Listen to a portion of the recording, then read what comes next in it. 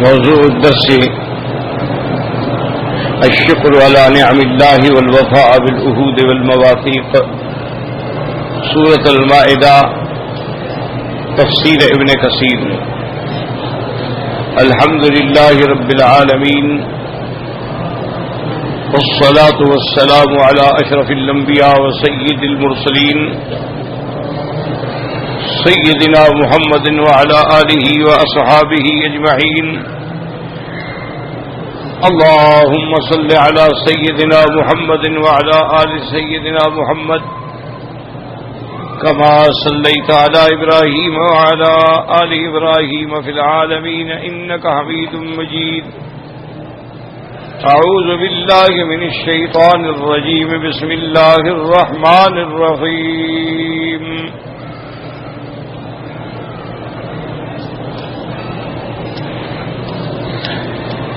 واذكروا نعمة الله عليكم وميثاقه الذي واثقكم به إذ قلتم سمعنا وأطعنا واتقوا الله إن الله عليم بذات الصدور.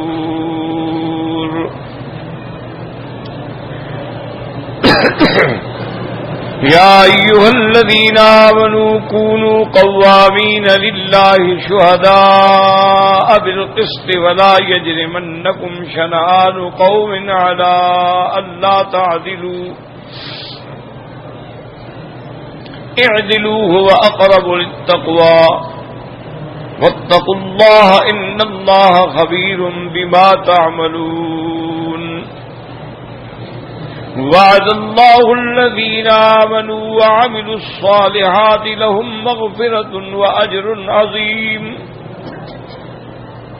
والذين كفروا وكذبوا بآياتنا أولئك أصحاب الجحيم. يا أيها الذين آمنوا اذكروا نعمة الله عليكم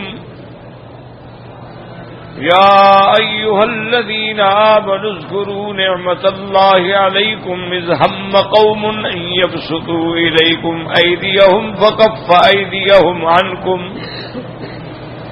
واتقوا الله وعلى الله فليتوكل المؤمنون.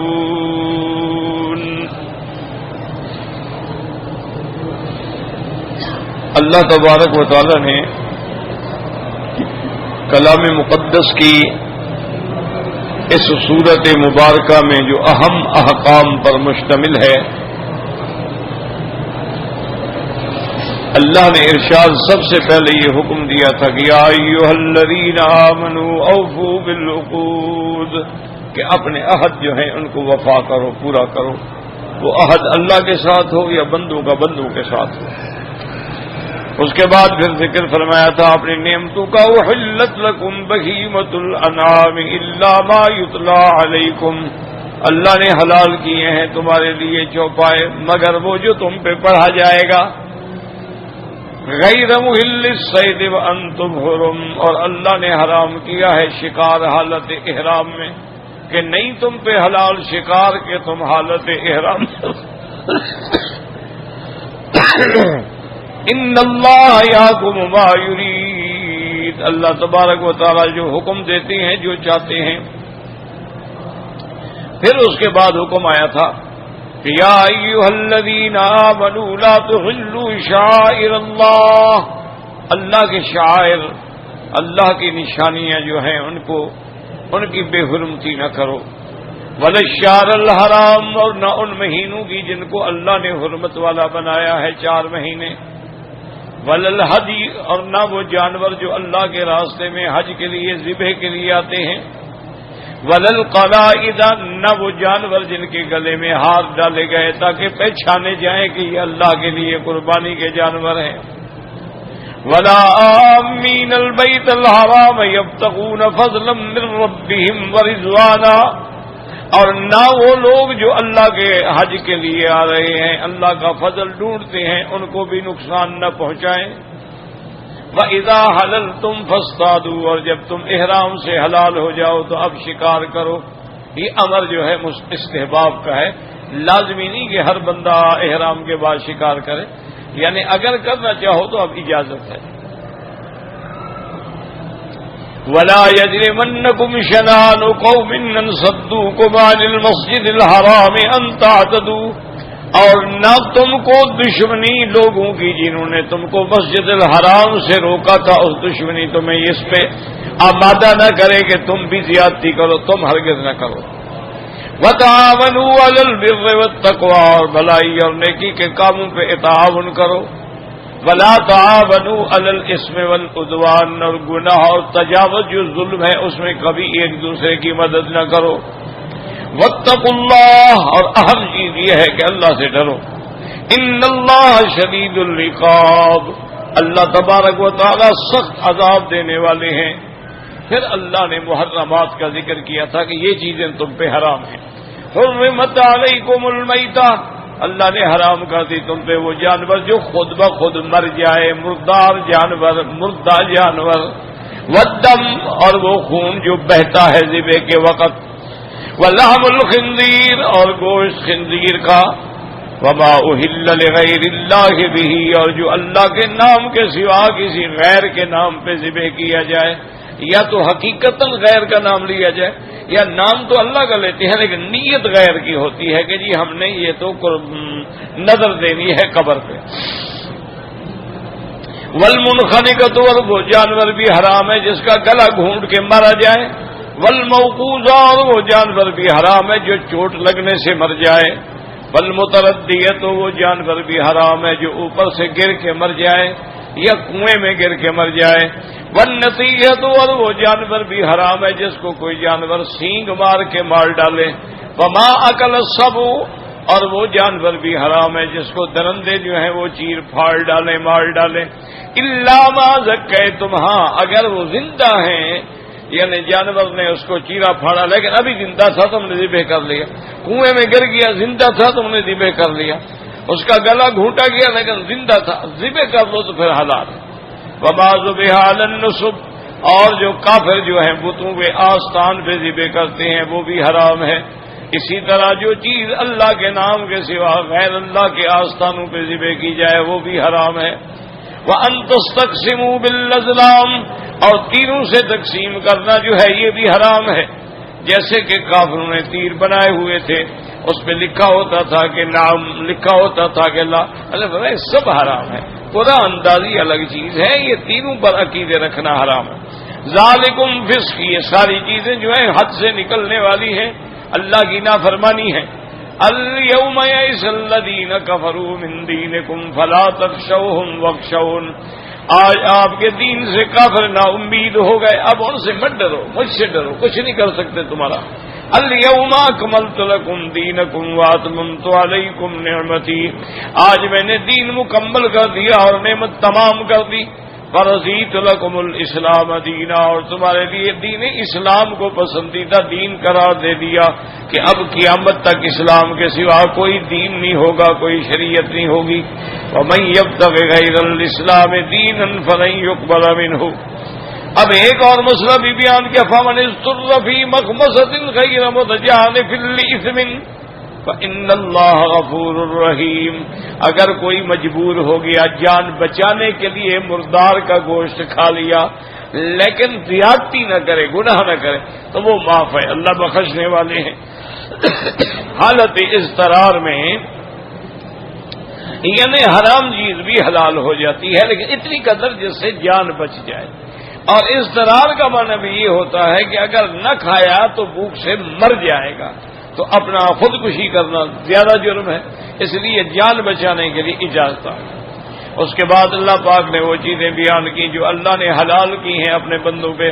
یسألونک ماذا احل لہم، آپ سے پوچھتے ہیں کہ ہم پر کیا کیا چیزیں حلال ہیں، ایک قاعدہ بتا دیا، قل احل لکم الطیبات، آپ کہہ دیجئے کہ ہم نے ہر پاکیزہ چیز تمہارے لیے حلال کر دی ہے، اور حتیٰ کہ وما علمتم من الجوارح مکلبین تعلمونہن مما علمکم اللہ، اور جو تمہارے جانور سدھائے ہوئے ہیں، درندے ہیں یا پرندے ہیں، ان کو تم نے سدھایا ہے، سکھایا ہے شکار کے لیے، اگر وہ شکار کریں تو وہ بھی تمہارے لیے حلال ہے، لیکن شرط یہ ہے کتا چھوڑا ہے تو بسم اللہ کہہ کے چھوڑو، تیر چھوڑا ہے تو بسم اللہ کہہ کے چھوڑو، اگر کوئی باز ہے، شکرا ہے، شاہین ہے، چھوڑا ہے تو بسم اللہ کر کے چھوڑو، اور وہ سدھائے ہوئے ہوں، تم بھیجو تو چلے جائیں، روکو تو رک جائیں۔ فَكُلُوا مِمَّا أَمْسَكْنَا عَلَيْكُمْ، اور وہ جس شکار کو پکڑ کے بیٹھ جائیں تمہارے لیے، وہ تمہارے لیے حلال ہے۔ وَاذْكُرِ اسْمَ اللَّهِ عَلَيْهِ، اللہ کا نام لیں۔ وَاتَّقُوا اللَّهَ، وہی بات کہ اللہ سے ڈریں، اللہ تبارک و تعالی بہت جلد حساب لینے والے ہیں۔ اب اللہ نے فرمایا الْيَوْمَ أُحِلَّ لَكُمُ الطَّيِّبَاتُ، آج تمہارے لیے ہم نے پاکیزہ چیزیں حلال کر دی ہیں۔ وَطَعَامُ الَّذِينَ أُوتُوا الْكِتَابَ حِلٌّ لَكُمْ، اور اہل کتاب کا ذبیحہ بھی تمہارے لیے حلال ہے، اور تمہارا ذبیحہ بھی ان کے لیے حلال ہے، کیونکہ وہ بھی اللہ کا نام لے کے ذبح کرتے ہیں، اور مسلمان بھی اللہ کا نام لے کے ذبح کرتے ہیں۔ وَالْمُحْصَنَاتُ مِنَ الْمُؤْمِنَاتِ، اور وہ پاکیزہ عورتیں ایمان والی، وَالْمُحْصَنَاتُ مِنَ الَّذِينَ أُوتُوا الْكِتَابَ مِن قبلکم، اور اہل کتاب کی پاکیزہ لڑکیوں سے بھی نکاح جائز۔ اذا آتیتموہن اجورہن، جب آپ ان کو حق المہر دیں اور باقاعدہ نکاح کریں، غیر اجورہن محسنین، اپنے آپ کی حفاظت کے لیے، غیر مسافہین، نہ کہ نعوذ باللہ نہ حرام کرنے یا لذت اٹھانے کے لیے، ولا متخذی اخدان، نہ چوری چھپے آشنائی کرنے کے لیے۔ تو اگر صحیح نکاح کرنا چاہو تو اہل کتاب کی لڑکی سے نکاح جائز ہے، لیکن جب مومنہ لڑکی نہ ملے، اگر ایمان والی لڑکی ملے تو پھر اہل کتاب کی لڑکی سے شادی نہ کرو۔ اہل کتاب سے مراد کون ہے؟ صرف یہود اور نصارہ، کیونکہ باقی دنیا میں کوئی کتاب نہیں ہے، اور ہندو ہیں یا عیسائی اپنا زردشت ہیں یا مجوسی ہیں یا بدھ، ان کی کوئی کتاب جو ہے آسمانی کتاب نہیں ہے۔ وَمَن يَكْفُرْ بِالْإِيمَانِ فَقَدْ حَبِطَ عَمَلُهُ، اللہ نے فرمایا کہ اس وضاحت کے بعد اب جو کوئی ایمان سے کفر کرے اس کے عمل برباد ہو جائیں گے۔ وَهُوَ فِي الْآخِرَةِ مِنَ الْخَاسِرِينَ، اور وہ ہوگا آخرت کے اندر تروٹے والوں سے۔ یہ تھا ہماری روحانی پاکیزگی کا علاج کہ بیوی بھی پاک ہو، کھانا بھی پاک ہو، جانور بھی پاک ہوں، حلال کھائیں تاکہ تمہارا اندر پاک ہو جائے۔ اب ظاہری پاکی کا حکم دیتے ہیں، یا ایھا الذین آمنوا اذا قمتم الی الصلاۃ فاغسلوا وجوہکم وایدیکم الی المرافق، ایمان والو جب تم نماز کا ارادہ کرو، اور شرط یہ ہے کہ تم ناپاک ہو یا تم نیند سے اٹھے ہو، اگر پہلے وضو ہے تو پھر دوبارہ وضو کی ضرورت نہیں ہوتی، کرو تو ثواب ہے لیکن ضرورت نہیں ہوتی۔ تو فاغسلوا وجوہکم، اپنے چہرے کو اور ہاتھوں کو کوہنیوں سمیت دھوئیں، وامسحوا برؤوسکم، اور اپنے سروں پہ مسح کریں، وارجلکم الی الکعبین، اور پاؤں کو ٹخنے تک دھوئیں، وان کنتم جنبا فطہروا، اگر تم جنابت کی حالت میں ہو تو پھر پوری طرح پاکیزگی حاصل کرو۔ وَإِن كُنتُم مَّرْضَىٰ أَوْ عَلَىٰ سَفَرٍ، اگر تم بیمار ہو یعنی وضو نہیں کر سکتے، غسل نہیں کر سکتے، او عَلَىٰ سَفَرٍ، یا مسافری میں ہو، او جَاءَ أَحَدٌ مِّنكُم مِّنَ الْغَائِطِ، یا کوئی بندہ گیا اپنی حاجت پیشاب براز کی تو اس کے بعد بھی اب وضو کے بغیر تو نماز نہیں ہوتی، او لامستم النساء، یا کسی نے اپنی بیوی سے مجامعت کی، اب اتفاق یہ ہے کہ پانی نہیں ہے، فلم تجدوا ماء، پانی نہیں، کیا کریں بھی، اب کیسے غسل کریں، کیسے وضو، فتیمموا صعیدا طیبا، اللہ کی اس پاک مٹی پہ دونوں ہاتھ مار کے، فامسحوا بوجوہکم، ایک دفعہ اپنے چہروں کو اور ایک دفعہ اپنے ہاتھوں کو، بس تیمم ہو گیا، اب تم نماز بھی پڑھو، اب ہر چیز رکھ سکتے ہو۔ ما یرید اللہ لیجعل علیکم من حرج، اللہ نہیں چاہتے کہ تم پہ کوئی تنگی ہو، ولکن یرید لطہرکم، اللہ نے یہ احکام اس لیے دیے ہیں کہ تمہیں پاک کریں، کہ تم ظاہراً بھی پاک ہو جاؤ اور باطن سے بھی پاک ہو جاؤ، ولیتم نعمتہ علیکم، اور اپنی نعمتیں تم پہ پوری کر دیں، لعلکم تشکرون، تاکہ تم اللہ تبارک و تعالیٰ کی نعمتوں پہ شکر گزار بنو، اور یاد رکھو کہ جب تک شکر کرو گے اللہ تبارک و تعالیٰ اپنی نعمتوں کو بڑھاتے چلے جائیں گے۔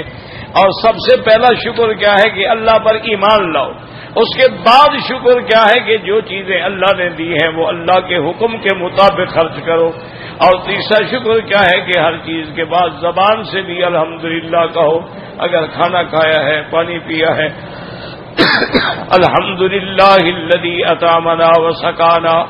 اگر کپڑا پہنا ہے تو الحمدللہ الذی کسانا من العراء او البسنا، تو اللہ کا ہر حال میں شکر ادا کریں. یہ سارا الحمدللہ ہم نے سابقہ اسباق میں پڑھ لیا. اب اللہ تبارک و تعالی نے ان آیات میں ہمیں حکم دیا ہے کہ وَاذْكُرُوا نِعْمَةَ اللَّهِ عَلَيْكُمْ وَمِيثَاقَهُ الَّذِي وَاثَقَكُم بِهِ إِذْ قُلْتُمْ سَمِعْنَا وَأَطَعْنَا.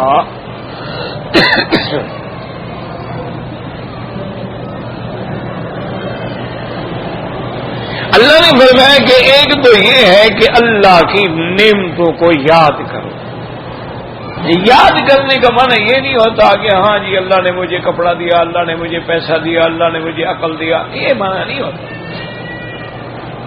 یاد کرنے کا معنی یہ ہوتا ہے کہ اللہ کی ان نعمتوں کو اللہ کے حکم کے مطابق استعمال کرو. کہ اللہ نے آنکھیں دی ہیں تو کعبہ دیکھنے میں استعمال کرو، قرآن پڑھنے میں استعمال کرو، حلال دیکھنے میں استعمال کرو. اس لیے تو نہیں دیا ہے کہ غیر محرم عورتوں کو دیکھتے پھرو. اسی لیے جیسے لفظ ہے فَاذْكُرُونِي أَذْكُرْكُمْ، تم مجھے یاد کرو تو میں تمہیں یاد کرتا ہوں. اس کا معنی کیا ہوتا ہے؟ ہم کہیں گے یا اللہ، وہ کہے گا یا مکی. یہ کیا بات؟ یہ معنی نہیں ہوتا ہے. معنی یہ ہے کہ جب تم اللہ کو یاد کرتے ہو تو اللہ تمہاری فریاد سن کے تمہاری حاجتیں پوری کر دیتے. کہ تم ہر دکھ میں، ہر سکھ میں، ہر تکلیف میں اللہ کو یاد کرو. اور اللہ کو یاد کتنا کرو کہ اذکروا اللہ ذکرا کثیرا، جتنا سب سے زیادہ اللہ کو یاد کرو. حتیٰ کہ میرے آقا نے، کیا ہوا بھائی، اس کو کیا بیماری ہو گئی؟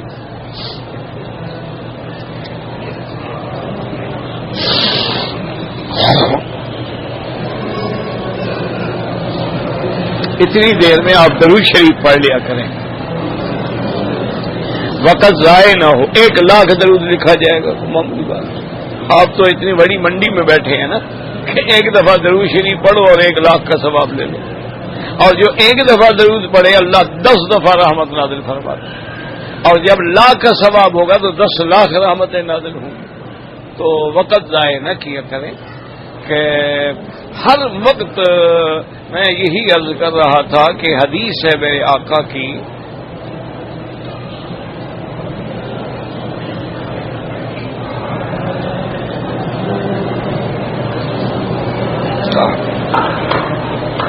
لا حول ولا قوة الا بالله. چھوٹا دیتے میں ان سے کہیں گے یہاں لگانے والا ذرا سا، کیونکہ ادھر منہ کر کے آواز ہی نہیں آتی. ان کو کہیں گے وہ دے دیں گے. اب یہ قریب ہو اور اگر ادھر بھی منہ کرو بس آواز ختم. نہیں، وہ صبح بھی دیتے ہیں نا ہمارے پاس، صبح کے درس میں وہی آتا ہے ٹھیک ٹھاک آواز. اچھا جی، بہر اللہم صلی علی سیدنا محمد وعلی آل سیدنا محمد مبارک وسلم. حضور صلی اللہ علیہ وسلم کی حدیث مبارک ہے کہ لا یزال لسانک رطبا الا بذکر اللہ، تمہاری زبان ہر وقت اللہ کے ذکر سے یاد تر رہے. اب اللہ کے ذکر میں یاد رکھو کہ کلمہ پڑھتے ہو یہ بھی اللہ کا ذکر ہے، قرآن پڑھتے ہو یہ بھی اللہ کا ذکر ہے، نماز پڑھتے ہو یہ بھی اللہ کا ذکر ہے، طواف کرتے ہو یہ بھی اللہ کا ذکر ہے، تہجد پڑھ، مانا ہر حال میں آدمی کا تعلق جو ہے وہ اللہ سے جڑا ہے. جیسے کہ حضرت بلے شاہ تھے پنجابی، اس علاقے کے بہت بڑے بزرگ تھے اور بڑے موحد تھے. تو وہ اپنی زبان میں مریدوں سے کہتے تھے کہ بابا ہاتھ کار نہیں، دل یار نہیں. ہاتھوں سے کام کرتے رہو لیکن دل کا تعلق اللہ سے جوڑے رہو. ہر حال میں خیال ہو کہ میرا مولا مجھے دیکھ رہا ہے. اور یہ ذکر اللہ کی ایسی برکت ہے کہ اس وقت تک قیامت قائم نہیں ہوگی جب تک کہ پوری زمین خالی ہو جائے گی. حتی لم یقل فی الارض اللہ اللہ اللہ اللہ اللہ کہنے والا کوئی نہیں رہے گا. پھر قیامت قائم, کیونکہ لا یقوم الساعة الا علی شرار الخلق. قیامت اس وقت قائم ہوگی جب دنیا میں سارے شرار ہی رہ جائیں گے, خیر بچے گا ہی کوئی. ایمان والے ختم ہو جائیں گے, باقی کافر ہوں گے, اشرار ہوں گے, فجار ہوں گے, پھر قیامت. تو اب یہاں دو چیزوں کا ذکر ہے, اس کو اچھی طرح سمجھیں. وَاذْكُرُوا نِعْمَةَ اللَّهِ عَلَيْكُمْ, یاد کرو جو اللہ نے تم پہ نعمت فرمائی, تمہیں اندر کے باہر کے پاکیزگی کا طریقہ سکھلایا. اللہ نے تمہیں حلال و حرام کی تمیز سکھلا دی. یہ کتنی بڑی نعمت ہے تاکہ کوئی بندہ حرام میں نہ پڑے. وَمِيثَاقَهُ الَّذِي وَاثَقَكُم بِهِ إِذْ قُلْتُمْ سَمِعْنَا وَأَطَعْنَا, اور اللہ کے ساتھ اس وعدے کو بھی یاد کرو جو تم نے عہد کیا تھا, اور جب تم نے کہا تھا کہ ہم نے سن بھی لیا, ہم نے مانا بھی, ہم اطاعت کریں گے, اس عہد کو بھی یاد. تو یہ اس عہد سے کیا مراد ہے, کون سا عہد ہے؟ اللہ فرماتے ہیں کہ اس عہد کو یاد کرو. کون سا عہد؟ تو اس لیے علماء کرام نے فرمایا کہ بعد نے فرمایا کہ اس سے مراد جو ہے وہ عہد الست ہے, کہ جب اللہ نے تمام ارواح کو پیدا کیا تھا تو ان سے اللہ نے ایک وعدہ لیا تھا کہ الست بربکم قالوا بلی, کہ تم نے اللہ کی ربوبیت کا اس وقت اقرار کیا. تو ایک تو وہ وعدہ ہے. اور بعض علماء فرماتے ہیں کہ اس عہد سے مراد عہد الست نہیں بلکہ عہد امانت ہے. یاد رکھو, ایک عہد الست ہے, الست بربکم یہ عہد ہے, قالوا بلی, اور ایک عہد امانت ہے.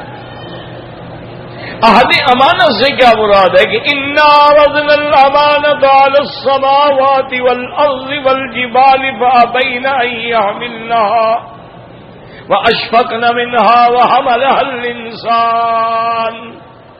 اللہ فرماتے ہیں کہ ہم نے اپنی امانت, ہم نے اپنی شریعت, ہم نے اپنی کتاب آسمانوں اور زمینوں پہ اور پہاڑوں پہ پیش ہونے کا, یا اللہ ہم ادا نہیں کر سکتے, ہم نہیں متحمل ہو سکتے, لیکن انسان نے قبول کیا. تو وہ جو اللہ سے تم نے وعدہ کیا تھا کہ تم نے اللہ کے احکام کو اٹھا لیا تھا, اللہ کی کتاب کو مان لیا تھا, تب اس کے مطابق اس عہد کو بھی یاد کرو اور پورا. یہ دو عہد ہو گئے, عہد الست اور عہد امانت. ایک تیسرا عہد یہ ہے کہ جو صحابہ نے حضور کی بیعت کی صلی اللہ علیہ وسلم کی, ایک تو بیعت ہوتی تھی علی الاسلام, کافر آیا بیعت کی مسلمان ہوگی. ایک بیعت ہوتی تھی علی الجہاد, کے مسلمان ہیں آؤ بھائی بیعت کرو ہم جہاد کریں گے. اور ایک بیعت ہوتی تھی علی السمع والطاعۃ فی کل منشط ومکرہ, یا رسول اللہ صلی اللہ ہم نے بیعت کی ہے آپ کی ہر بات کی ہم اطاعت کریں گے, دکھ ہو سکھ ہو رات ہو دن ہو ہم آپ کے فرمان کی اطاعت کریں گے. تو اللہ نے فرمایا اس عہد کو یاد کرو. اب یہ ہے کہ یہ عہد تو صحابہ نے کیا تھا, لیکن جو بندہ بھی کلمہ پڑھتا ہے تو وہ بھی اسی اسلام کی صف میں شامل ہو جاتا ہے, اس پر بھی وہی پابندی آ جائے گی جو صحابہ پر اسلام لانے کے بعد پابندی آئی. اسی لیے ہمیں حکم دیا گیا اذا قیل لهم آمنوا کما آمن الناس, کہ ایسے ایمان لاؤ جیسے حضور کے صحابہ ایمان لائے ہیں. تو لہذا یہ تین عہد ہیں, عہد الست ہے, عہد امانت ہے, اور عہد سمع و طاعت ہے. تو بہرحال تینوں عہد جو ہے ان کو یاد کرو, ان کو پورا کرو. اور اس کے بعد اللہ نے بنیادی بات واتقوا اللہ, اصل بات یہ ہے کہ اللہ سے ڈرو. ایک بات ہمیشہ یاد رکھیں کہ نظام خداوندی الگ ہے اور نظام مخلوق جو ہے وہ الگ ہے. اب مثلا آپ کو اللہ نے بادشاہ بنایا ہے تو آپ کو پولیس بناتے ہیں، فوج بناتے ہیں، پھر آپ اس میں کئی فورسز بناتے ہیں، یہ بحریہ ہے، یہ بریہ ہے، یہ فضائیہ ہے، یہ ایلیٹ فورسز ہیں، اور جناب یہ جرائم اور کرائم کو کنٹرول کرنے کے لیے آپ سینکڑوں جال پھیلاتے ہیں، لیکن کام پھر بھی نہیں بنتا. سارا کچھ ہونے کے باوجود قتل ہو رہا ہے، ڈکیٹی ہو رہی ہے، ظلم ہو رہا ہے، چوری ہو رہی ہے، ڈاکہ ہو رہا ہے. آج بھی اسی طرح قذاق جو ہے وہ جہاز اغوا کر لیتے ہیں اتنی ترقی کے بعد. لیکن اللہ کا نظام پتہ ہے کہ بڑا آسان نظام. اللہ فرماتا ہے کہ بندے کے دل میں اللہ کا ڈر پیدا کر. جب اللہ کا ڈر پیدا ہو جائے گا، اس کو نہ کسی سپاہی کی ضرورت ہے، نہ کسی حفاظت کی، نہ کسی پولیس کی، نہ کسی چیز. دل میں ڈر آ گیا، بات ختم ہو. اس کی مثال دیتے ہیں بزرگ کہ ایک آدمی ہے، اذان ہو رہی ہے، وہ سڑک پہ کھڑا ہے، اذان سن رہا ہے. نماز کھڑی ہو رہی ہے، تکبیر سن رہا ہے. امام نے نماز شروع فرما دی ہے، وہ قرات قرآن بھی سن رہا ہے لیکن نہیں آتا، نماز نہیں پڑھتا. اور ایک آدمی ہے، رات کو اپنے گھر میں آرام دہ بستر کے ساتھ اور اپنی محبوبہ بیوی کے ساتھ سویا ہوا ہے. تہجد کے وقت آرام سے اٹھ کے دوسرے کمرے میں جاتا ہے تاکہ میری وجہ سے کسی کی نیند بھی خراب نہ ہو، اور بڑے آرام سے وضو کر کے پھر بتی بھی روشن نہیں کرتا، بھی خامخواہ لائٹ ہوگی تو لوگ جاگ جائیں گے. اندھیرے میں کھڑا ہے. اس کو کس نے اٹھایا ہے؟ نہ تو کوئی سپاہی بھیجا ہے کسی نے، نہ کوئی پولیس والا آیا ہے کہ اٹھو جی اٹھو تہجد پڑھو، نہ گھر والا کوئی ڈنڈا لے کے آیا ہے کہ تہجد کیوں نہیں پڑھتے ہو، تہجد نفلی عبادت ہے، پڑھے گا تو ثواب ہے، نہیں پڑھے گا تو کوئی بات نہیں. وجہ کیا ہے کہ اس کے دل میں اللہ کا خوف ہے، وہ سونے ہی نہیں دیتا. رات کو 2 بجے بھی سوئے تہجد کے وقت نیند کھل جائے گی. اور وہ جو سامنے کھڑا ہے اس کے دل کے اندر اللہ کا خوف نہیں ہے. جب خوف نہیں ہے، قرآن سن رہا ہے، نماز سن رہا ہے، نہیں آتا. تو بنیادی چیز کیا ہے کہ دل میں اللہ کا خوف پیدا کرو، اللہ کی عظمت پیدا کرو، اللہ کا ڈر پیدا کرو، اللہ کی قدرت کاملہ پہ نظر ڈالو، تو ساری اصلاح جو ہے وہ خود بخود ہو جاتی ہے، کسی چیز کے کرنے کی ضرورت نہیں. اب دیکھیں نا کہ امرأۃ العزیز ہے، مصر کے وہ بادشاہ تھا یا وزیر خزانہ تھا، اللہ عالم. معلوم یہ ہوتا ہے کہ وہ بادشاہ تھا. اب اس کی بیوی ہے، اس کا نام اللہ جانے، یہ تو خیر مولویوں نے بنایا ہوا ہے نا، زلیخا فلانا فلانا، یہ کوئی نام نہ قرآن میں ہے نہ حدیث میں ہے. اللہ نے امرأۃ العزیز، عزیز کی بیوی، بس نام اللہ لیتے ہی نہیں کسی عورت کا قرآن میں، ماں سوائے بی بی مریم کے. اور کسی عورت کا اللہ نے قرآن میں نام نہیں لیا. جس سے علماء نے کہا کہ اللہ نے ہدایت کی کہ میرے بندو، جس طرح عورت کے جسم کا پردہ ضروری ہے، اس کے اسم کا بھی پردہ ضروری ہے. بلا وجہ نام نہ لیا کرو، ضرورت ہو تو لو. خواہ لوگ سکندل بنائیں گے فلانی فلانی فلانی فلانی فلانی فلانی. تو اللہ نے قرآن میں کبھی نام نہیں لیا. اوحینا الی ام موسیٰ، موسیٰ علیہ السلام کی ماں، نام نہیں لیا. اذ قالت لاختہ قصیہ، جب انہوں نے موسیٰ علیہ السلام کے بہن سے کہا، نام نہیں لیا اللہ نے. اللہ تبارک و تعالی نے ضرب اللہ مثل الذین کفروا امرأۃ نوح وامرأۃ لوط، نام نہیں لیا. یا ایھا النبی قل لازواجک ان کنتن تردن الحیاۃ الدنیا وزینتہا، نام نہیں لیا. یا نساء النبی لستن کاحد من النساء، صرف ایک بیوی ہے جس کا نام لیا مریم ابنت عمران التی احسنت فرجہا۔ وجہ کیا ہے کہ عیسیٰ علیہ السلام کا باپ نہیں ہے، عیسیٰ علیہ السلام کی نسبت جو ہے وہ ماں کی طرف ہے، اس لیے وہاں بی بی مریم کا نام لیا گیا ہے۔ تو بہرحال امرأۃ العزیز ہے، بادشاہ کی ملکہ ہے، حسن و جمال ہے۔ مصر کے لوگ تو ویسے بھی خوبصورت ہوتے ہیں، عام عورت بھی خوبصورت ہوتی ہے۔ اللہ نے نیل کے پانی میں خصوصیت رکھی ہے کہ وہاں کے لوگ بڑے خوبصورت ہوتے ہیں۔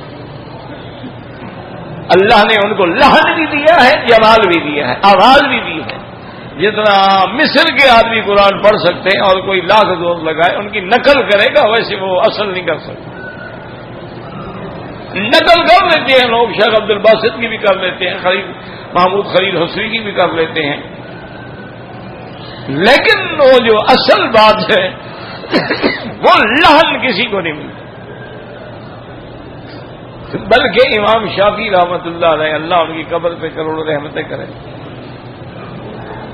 وہ جب آخری زندگی میں مصر میں آ گئے، آخری زندگی حضرت نے مصر میں گزاری، تو مصر میں آپ نے شادی بھی فرمائی۔ تو انہوں نے اپنی کتاب میں لکھا ہے کہ جس آدمی نے مصری عورت سے شادی نہیں کی اس نے عورت دیکھی ہی نہیں، اس نے کہا وہ محروم ہے، اس کو عورت ملی ہی نہیں، عورت ہوتی ہی مصری ہے۔ اللہ کا نظام ہے، اب اس کو کیا، اس مکے کو کس نے آباد کیا؟ مصر کی عورت ہے۔ حضرت اسماعیل کی بیوی کہاں سے تھی؟ مصر سے تو آئی تھی، یعنی اس گھر کے بسانے میں بھی ان کا ہاتھ ہے نا۔ بہرحال ہو تو بات تو اب دیکھیں ملکہ ہے، اور پھر جس آدمی پر ڈورے ڈال رہی ہے اس کا خریدا ہوا غلام ہے، اس کو خریدا ہے اس نے پیسوں سے، اور اس زمانے میں بھی جو غلام ہے وہ غلام ہے، اس کی تو کوئی حرکت ہی نہیں نا۔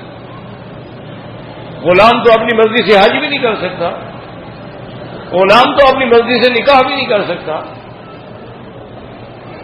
غلام ہے۔ پھر اتنا اہتمام کیا ہے کہ وَأَغْلَقَتِ الْأَبْوَابَ كُلَّهَا، اور سارے دروازے بند کر دیے۔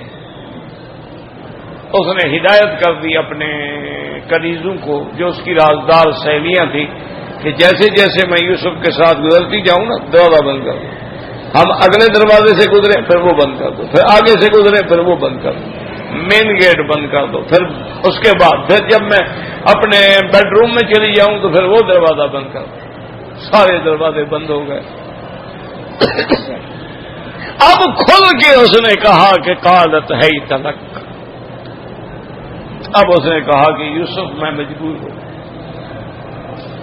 اب میری تمنا جو ہے جب تک تم میری خواہش پوری نہیں کرو گے میں زندہ نہیں رہ سکتی، مہربانی کرو میرے ساتھ میرے سینے سے لگ جاؤ اور میری خواہش پوری کرو۔ قال معاذ اللہ، اب اس وقت کون سا پہرا ہے؟ اب پہرے دینے والے تو خود ڈاکہ مار رہے ہیں، جس نے پہرا دینا ہے وہ تو خود ڈاکو بنی ہوئی ہے، حسن خود فریاد کر رہا ہے، یہ عشق تو فریاد نہیں کر رہا۔ لیکن حضرت یوسف علیہ السلام نے کیا فرمایا کہ معاذ اللہ، اللہ کی پناہ میں اور گناہ کا کام کروں۔ اور اس کے بعد حضرت یوسف علیہ السلام بھاگے تو اللہ نے فرمایا کہ جو پھر مجھ سے ڈر کے بھاگتا ہے نا، من یتق اللہ یجعل لہ مخرجا، اس کے نکلنے کے راستے بھی ہم پیدا کر دیتے ہیں۔ یوں یوسف علیہ السلام دروازے پہ ہاتھ رکھتے دروازہ کھل جاتا۔ تو اس لیے اصل بات یہ ہے کہ واتقوا اللہ، اللہ سے ڈرو۔ جب اللہ کا ڈر دل میں آ جائے گا پھر سارے کام بن جائیں گے۔ اور آگے اللہ نے یہ بھی بتایا ان اللہ علیم بذات الصدور، اللہ دلوں کے بھید جاننے والے ہیں۔ کیا مانا؟ لاکھ دفعہ کیا اللہ ہم تو عاجز ہیں، ہم تو بڑے ڈرتے ہیں، اللہ جانتا ہوں منافق ہو، اندر تمہارے کیا ہے اور زبان سے کیا کہہ رہے ہو، میں جانتا ہوں تم ڈرتے تو سگریٹ پیتے، تم ڈرتے تو محمد مصطفیٰ کے روضے پہ ریاض الجنہ میں بیٹھ کے موبائل پر گانے لگاتے ہیں، تم بیٹھتے تو اللہ کے کعبے میں اور طواف کی حالت میں غیر محرم عورتوں میں نظر ڈالتے، کیوں جھوٹ بولتے ہو؟ میں تمہارے دلوں کے بھید بھی جاننے والا ہوں. تو اس لیے ہمیشہ جب تک اللہ کا صحیح ڈر نہیں پیدا کرو گے اس وقت تک کوئی کام نہیں ہوگا. واللہ اعلم.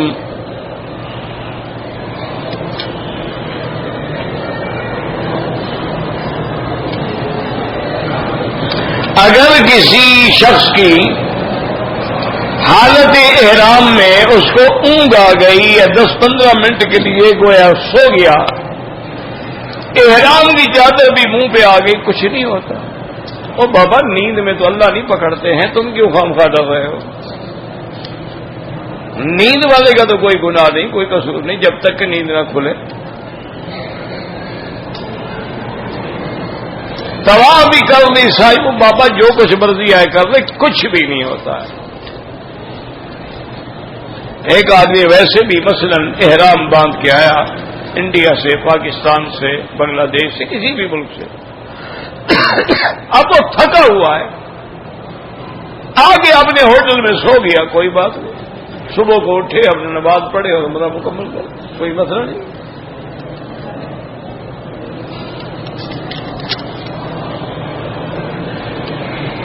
جو باہر سے گوشت آتا ہے، بجلی کے جھٹکے سے مرغی کو بے ہوش کیا جاتا ہے، وہ حرام ہے.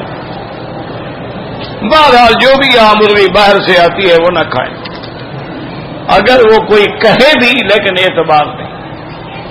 اس کی وجہ یہ ہے کہ کافر ملک سے کبھی ہمیں خیر کی امید نہیں ہو سکتی، کبھی بھی خیر کی امید نہیں ہو سکتی. اور ویسے بھی یاد رکھو ایک سسٹم ہے، اللہ نے تمہیں بھی تو عقل دیا ہے نا. اگر ایک ملک نے ایک دن میں 1,00,000 مرغی ایکسپورٹ کرنی ہے، 1,00,000 مرغی کو ذبح کرنے کے لیے کتنا ٹائم چاہیے؟ ایک مرغی کو ذبح کرنے کے لیے 1 سیکنڈ بھی لگاؤ تو 1,00,000 سیکنڈ کے کتنا ٹائم بنتا ہے؟ تو جھوٹ ہے، وہ مشین لگی ہوتی ہے، وہ بے ہوش کر کے مارتی جاتی ہے اور کیسٹ میں لگا ہوتا ہے بسم اللہ اللہ اکبر بسم اللہ اللہ اکبر. اس سے تھوڑا حلال ہوتا ہے.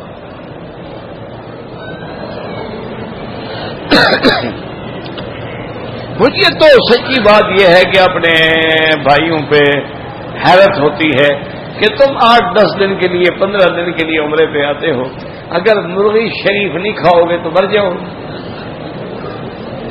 نہیں ایمان سے کہ ٹھنڈے دل سے گوشت نہ کھائیں کیا مر جائیں؟ اور تم نیت تو کرو، اللہ ایسی جگہ سے حلال کھلاتا ہے کہ بندے کو سمجھ ہی نہیں آتا. میں نیروبی اسٹیشن پہ تھا، پرانی بات ہے، میرے ساتھ 4-5 دوست بھی تھے، ہم جا رہے تھے جنوبی افریقہ، جہاز نکل گیا. اب صاحب بات ہے کہ ہم نے سارا دن ساری رات گزار کے پھر اگلے دن صبح 7 بجے کی فلائٹ پکڑنی ہے. تو میرے ساتھیوں نے کہا، اس وقت صبح کے 7 بجے کا ٹائم تھا، جہاز لیٹ ہو گیا نا، ہم 6 بجے پہنچتے تو جہاز ملتا. تو انہوں نے کہا جی آئے باقی سب ناشتہ کریں. میں نے کہا میں تو ناشتہ نہیں. میں نے کہا کیوں؟ میں نے کہا یار یہ دیکھو سارے جو اسٹال لگے ہوئے ہیں ان سب پہ خنزیر کا گوشت بھی پڑا ہوا ہے، شراب بھی پڑی ہوئی ہے، ہر بلا پڑی ہوئی ہے. میں کہا جی آگ لگے پڑی رہے، ہم تھوڑی شراب لیں گے یا خنزیر کا گوشت لیں گے. ہم ان سے کہیں گے 2-4 انڈے بنا دیں گے اور کافی شافی یا چائے شائے بنا کے ناشتہ. میں نے کہا تم کرو، میں تو نہیں کرتا، میری ویسے بھی ناشتے کرنے کی کوئی اتنی بڑی عادت نہیں ہے، شوق ہی نہیں ہے. تم ناشتہ کرو، میرے پاس مسلط ہے جیسے ہی ہے نا، تو وہ چادر بھی بن جاتے ہیں. میں نے بچھایا اور آرام سے سو گیا. وہ چلے گئے ناشتہ کرنے. 15-20 منٹ یا 10-15 منٹ گزرے ہوں گے کہ ایک آدمی نے مجھے اٹھایا. مکی صاحب اٹھے، السلام علیکم. میں کہا السلام. بھائی آپ؟ میں کہا یار تم شیخ عبد الوہاب. وہ کہتے ہیں ہاں جی.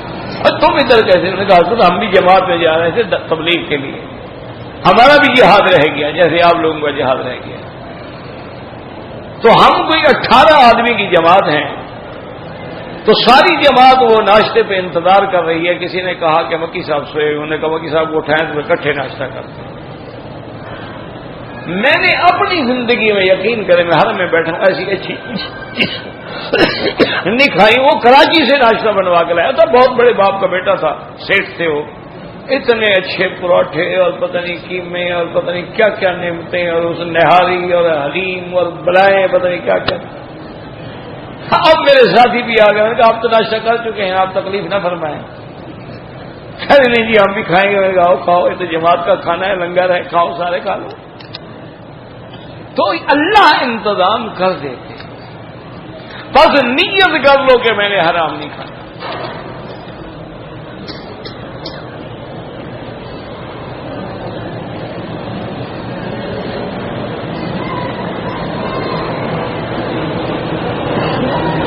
ایک ہم باپ زندہ ہے, ہم بھائی شریک ہیں. ہم میں سے ایک اچھی نوکری کا کاروبار ہے, اس کے پاس زیادہ مالدار, اس کے مال میں تو آپ شریک نہیں, آپ اپنے والد کی کمائی میں شریک ہیں. اگر 4 بھائی ہیں, ایک بھائی نے اپنا کاروبار کر لیا, نوکری کر لی, اس کی اپنی تنخواہ ہے, اس کی جائیداد میں تمہارا کیا تعلق ہے؟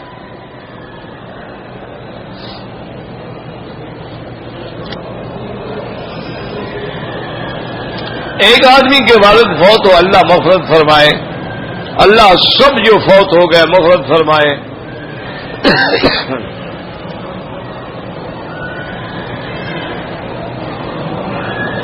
ایک آدمی صاحب حیثیت ہے, حج نہیں کرتا, کہتا ہے بچیوں کی شادیاں کر رہی ہیں. بالکل جھوٹ بولتا ہے. بچی کی شادی کا حج سے کیا تعلق ہے؟ 10 سال رشتہ نہ آئے تو تم حج کے لیے نہیں آؤ گے, کل مر جاؤ پھر کیا ہوگا؟ اور حضور کی حدیث یاد رکھ لو, حضور نے فرمایا من استطاع ان یحج ولم یحج, جو طاقت رکھتا ہے اور پھر حج نہیں کرتا, فلیمت ان شاء یہودیا او نصرانیا, یہودی ہو کہ مرے یا نصرانی ہو کہ مرے, میری امت سے کوئی تعلق نہیں. لڑکیوں کی شادی نہ ہو, شادی جو عمرہ کرنے آئے ہیں اس سے حج فرض نہیں ہوتا. آدمی داڑھی پہ کالی مہندی نہ لگائے, باقی جو مرضی آئے لگائے.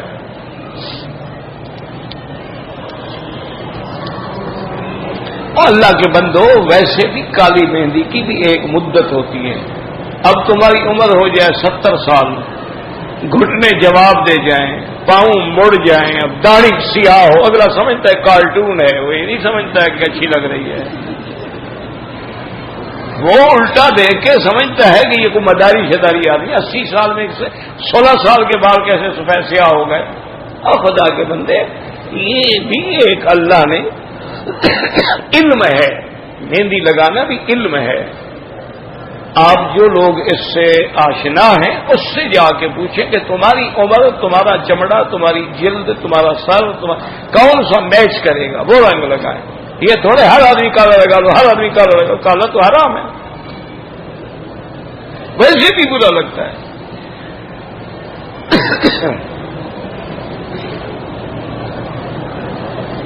ویزے کے ساتھ اسٹیٹ لائف لگا دیتے ہیں. مجھے نہیں پتا کہ ویزے کے ساتھ اسٹیٹ لائف کیا لگا دیتے ہیں. یعنی بعض ملکوں نے پابندی لگائی ہوئی ہے کہ ہمارے ملک میں نہیں آ سکتے ہو جب تک انشورنس نہ کراؤ, تو پھر آپ پر کوئی گناہ نہیں, وہ تو مجبوری ہے. قبرستان جا کر کیا کرنا چاہیے؟ عبرت پکڑے, دعا کریں ان کی مغفرت کی.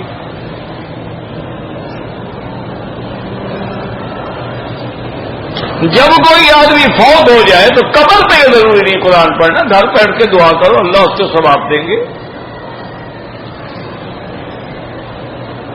ختم شتم جو پڑھے جاتے ہیں وہ بدعت ہے.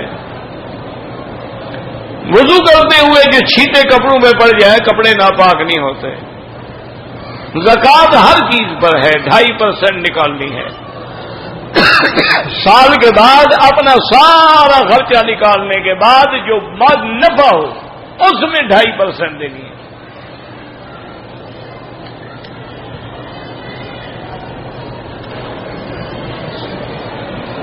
جو بندہ شیو کراتا ہے وہ فاسق و فاجر ہے, گناہ کبیرہ کا مرتکب ہے. اور گناہ بھی روز کرتا ہے یعنی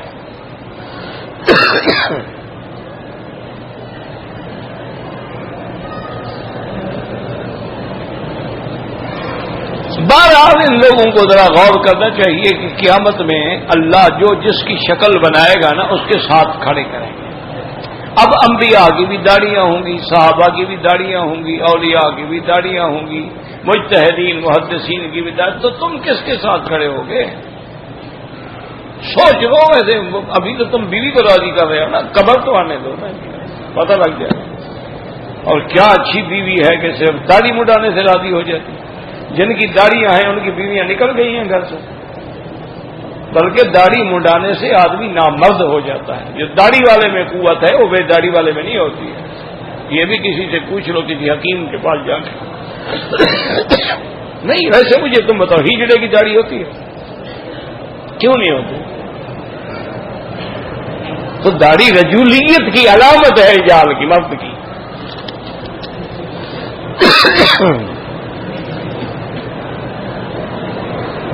ڈاکٹر نے دعویٰ کیا ہے کہ صحابہ کرام کے بعد پوری امت مشرک ہو گئی ہے. نعوذ باللہ. بس دعا کرو اللہ اس ڈاکٹر صاحب کو ہدایت دے. آج کل ڈاکٹر بہت بگڑے ہوئے ہیں. ایک تو مصیبت یہ ہے کہ وہ خود ڈاکٹر بھی ہیں، اب لیڈر بھی بن گئے، اب دائی بھی بن گئے، مفتی بھی بن گئے، عالم بھی بن گئے، چینلوں پہ بھی آ گئے. اس لیے جب ساتھ لفظ ڈاکٹر لگا ہو نا، ڈرنا، یہ ضرور چیر پھاڑ کرے گا دین.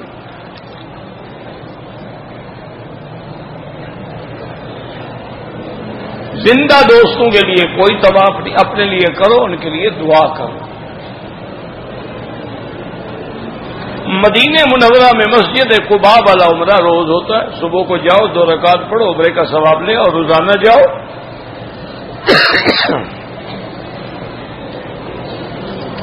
مسجد عائشہ سے عمرہ حنفی اور شافعی مسلک میں ہو سکتا ہے.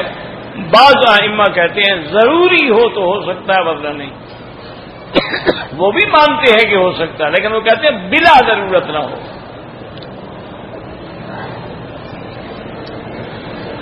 طواف اپنے لیے کرو، زندہ لوگوں کے لیے نہیں. اگر ایک آدمی 15 دن سے کم مکے میں ہے، مسافر ہے، پھر مدینہ منورہ چلا گیا، وہاں بھی 15 دن سے کم ہے، مسافر ہے،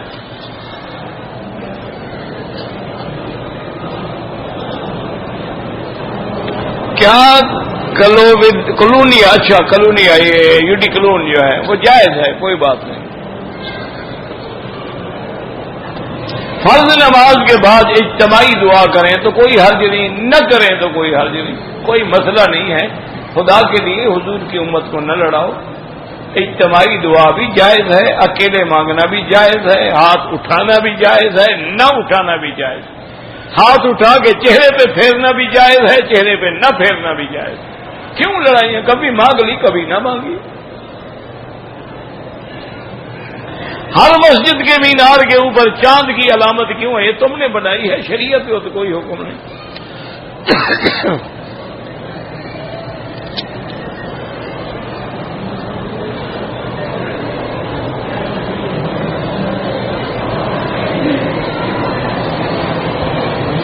میری بہن ہے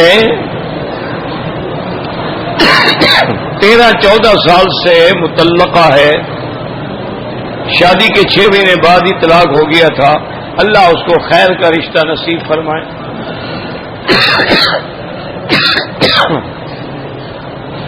سورۃ الرحمن 3 دفعہ روز پڑھ کے دعا کریں، انشاءاللہ اللہ خیر کا اور بہت جلدی رشتہ ہو جائے.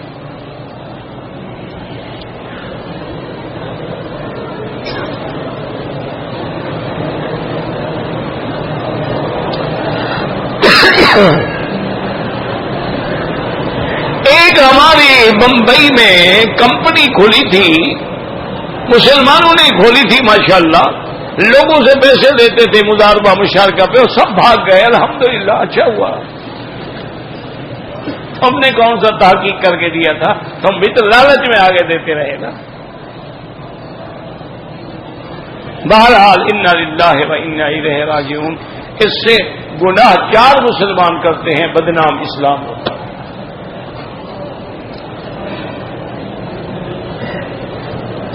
عام طور پر جو انڈر ویئر ہم باندھتے ہیں اسلام میں اس کے بارے میں حکم ہے؟ کوئی حکم نہیں.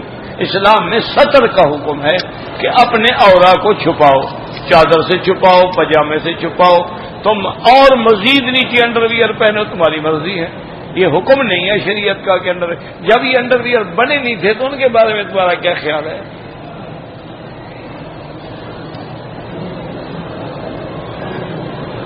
یہ دیکھا نا جی، ہمارے بمبئی شہر میں بھی ایک ڈاکٹر صاحب ہیں، 10 سال پروگرام بناتے ہیں. میں نے پہلے عرض کیا نا، ڈاکٹر ہو تو ڈرا کرو بس. ڈاکٹر میں بھی ڈال ہے نا، ڈرنے میں بھی ڈال ہے. تو ڈاکٹر اور ڈرنا ضروری ہے. ڈاکٹر سے علاج کراؤ، مسئلے تو نہ پوچھو. مسئلے علماء سے پوچھو، فقہاء سے پوچھو، محدثین سے پوچھو، مفتی سے پوچھو، مفسرین سے پوچھو.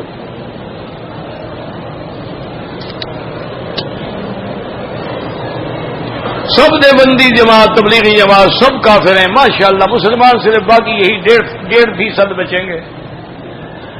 یہ تو سارے کافر ہو گئے، مسلمان کون رہا؟ ذرا گن لیں نا اس شہر میں یہ خود ان کی اپنی پارٹی کے بندے کتنے ہیں اور باقی جماعتوں کے کتنے ہیں. انا للہ و انا الیہ راجعون. دعا کرو ہمارے سب مسلمان ہیں، اللہ کسی کو کافر نہ بنائے.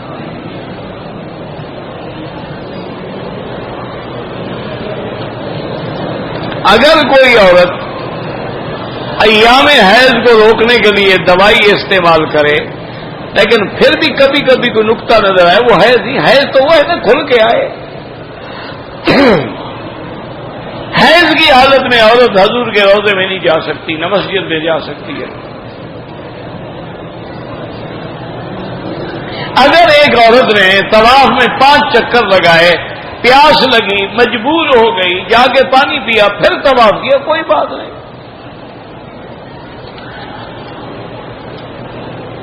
جو لوگ فوت ہو گئے ہیں ان کے لیے حج کریں، عمرہ کریں، دعا کریں، زندہ ہیں دعا کریں. عورتیں حرم میں آ کے نماز پڑھیں یا اپنے ہوٹل میں افضل ہے، لیکن حرم میں آنا چاہے تو منع نہ کریں. اور ایک میرا مشورہ ہے، عورتوں کو اکیلا ہوٹل میں بھی نہ چھوڑنا. یہ اعتبار نہ کرنا کہ یہاں فرشتے رہتے ہیں، یہاں سارے اپنے بندے ہیں، عربی تو ایک بھی نہیں ہے، اپنی برادری ہے کام کرنے والی.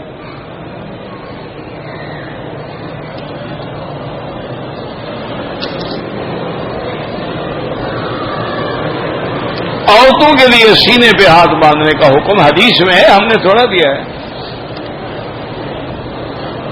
کالی مہندی نہ لگائیں اور کوئی لگائیں. ہم حضور پاک سے دعا نہیں مانگ سکتے. حضور کا حق سلام ہے، دعا اللہ کا حق ہے. وہ جو آیت ہے وہ حضور کی زندگی میں تھی.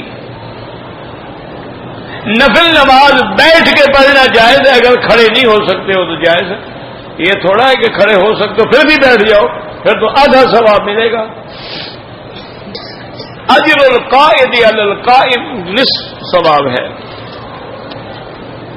بغیر طواف کے حجر اسود کو بوسہ دینا ناجائز ہے.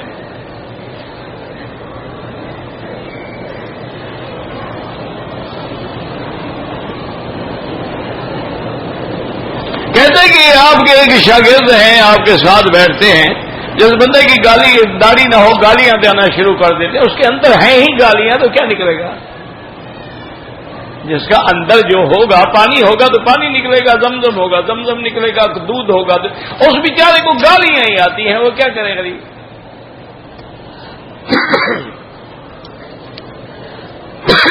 پنجتن پاک کہنا جو ہے شریعت میں ناجائز ہے. یعنی صرف یہ 5 پاک ہیں، باقی سب ناپاک ہیں، یہ تو ناجائز ہے کہنا.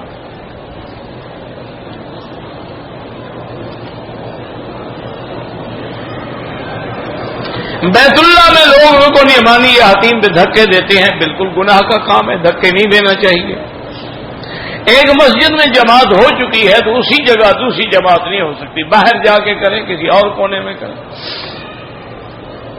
اللہ کے نبی نور ہیں یا بشر ہیں؟ ابھی 1400 سال میں آپ کو یہ مسئلہ حل نہیں ہوا ہے نا. ماشاء اللہ، نور کی اولاد ہوتی ہے، حضور کی اولاد ہے کہ نہیں؟ نور مانے تو پھر بی بی فاطمہ کا ابا کون ہے؟ حسن حسین کا نانا کون ہے؟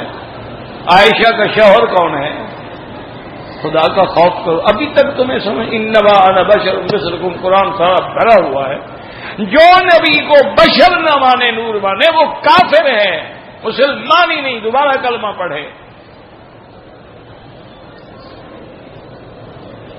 والدہ کی قبر کو چومنا بالکل حرام ہے. زندگی میں کبھی اس کو کھانا نہیں کھلایا، اب قبر چومنے جا رہا ہے جناب.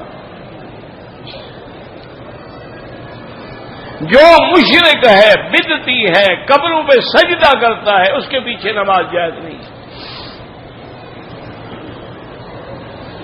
اگر کوئی شیعہ غریب ہے خیرات دے سکتے ہو، خیرات تو کافر کو بھی دے سکتے ہو.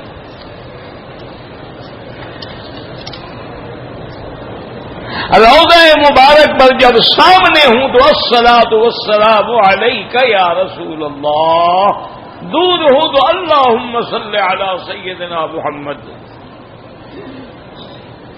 شادی پر جو پیسوں کی سلامیاں دیتے ہیں یہ رواج ہے. اس میں اگر نیت یہ ہو کہ ان کی مدد ہو جائے، شادی پہ خرچہ ہوا ہے چلو بھی ان کی مدد ہو جائے، پھر جب میرے بیٹے کی شادی ہوگی پھر مجھے بھی دیں گے تو کوئی بات نہیں، کوئی مسئلہ نہیں. جو جہیز لڑکی والے یعنی اس کے ماں باپ اپنی خوشی سے لڑکی کو دیں وہ جائز ہے. تم شرط کر کے لو تو حرام ہے.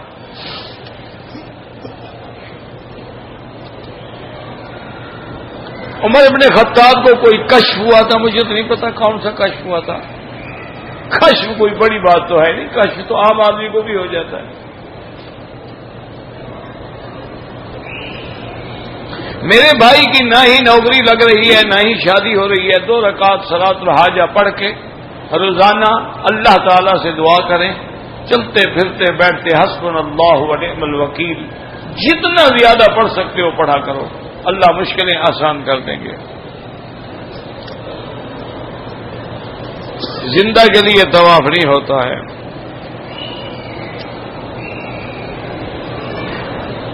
ہم عموماً کیا مرغی خریدنے کے بجائے ذبح خانے ہوتا ہے رکھتے ہیں، ذبح کرتے. اگر ذبح کرتے ہیں تو حلال ہے، نہیں کرتے ہیں تو حرام ہے. اور ہندو ذبح کرے پھر بھی حرام ہے، مسلمان ذبح کرے. اگر امام مسافر ہے تو امام جو ہے وہ 2 رکعت پڑھے گا، مقتدی کھڑے ہو کے اپنی نماز پوری کرے گا. اگر طواف کرتے ہوئے استلام بھول گیا کوئی حرج نہیں.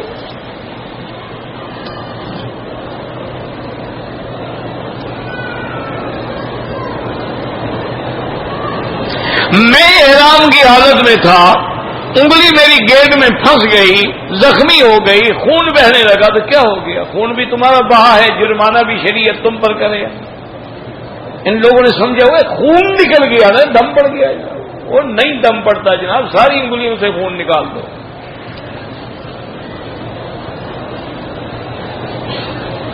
اگر احرام باندھنے کے بعد کسی کو پیشاب کی تکلیف ہے وہ ٹیشو استعمال کر سکتا ہے. اگر امام کے پیچھے نماز پڑھیں، حنفی ہیں تو فاتحہ نہ پڑھیں، شافعی ہیں تو پڑھا کریں. اگر والدین فوت ہو گئے ان کے لیے حج کرو، عمرہ کرو، قرآن پڑھو، صدقہ کرو، خیرات کرو، مسجد بناؤ، مدرسے بناؤ.